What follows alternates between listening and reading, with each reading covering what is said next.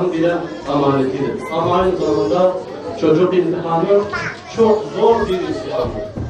Biliyorsunuz İslam tarihi aynı zamanda insanlık tarihidir.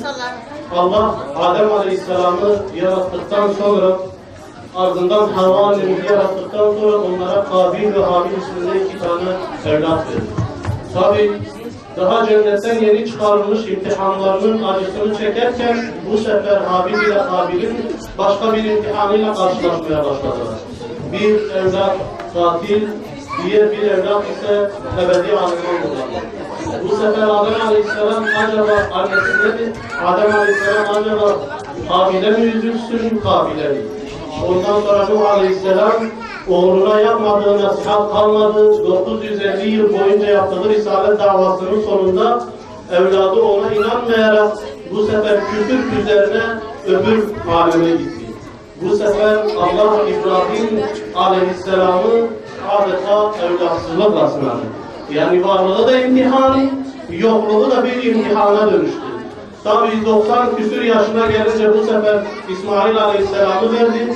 Verdikten sonra bu sefer evladıyla başka bir imtihana onu tutuşturdu. Ardından Meryem annemiz bir Allah'ın başka bir yaratılış harikası olarak babasız yeryüzüne İsa Aleyhisselam'ı doğurdu. Tabi bu sefer imtihanın bambaşka bir boyutuyla karşılaşmaya başladı. Ardından Resulullah sallallahu aleyhi ve sellem yeryüzündeyken Fatıma annemiz dışında bütün çocuklarını kendi elleriyle toprağa gömdü. İşte evlat böyle bir imtihandır. Varlığı da imtihan, yokluğu da imtihandır.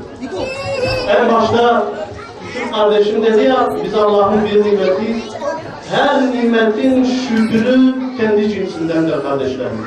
Her nimetin şükrü kendi cinsindendir. Evladın nimetinin şükrü ise İslam ahlakı üzerine yetiştirilmesi gereken bir durumdur.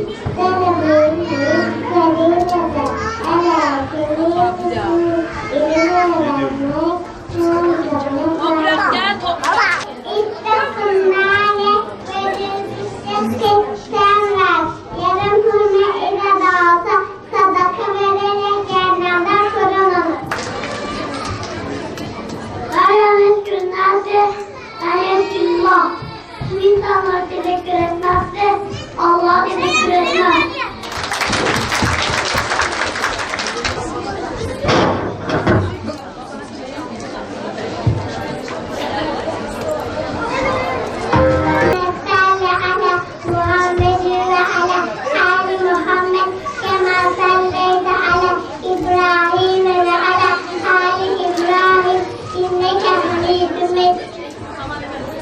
Allahümme barik ala Muhammedi ve ala Ali Muhammed kema barakta İbrahim ve ala Ali İbrahim inneke hamidun mecid.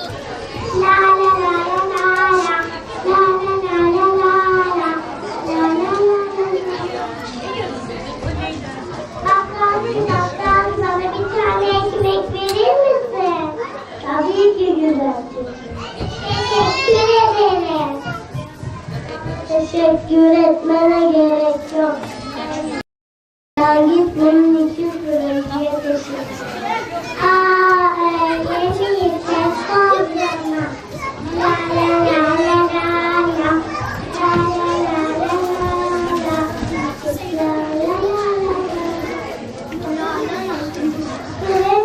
Fırıncı bana bu güzel ekmeği yaptığın için teşekkür ederim.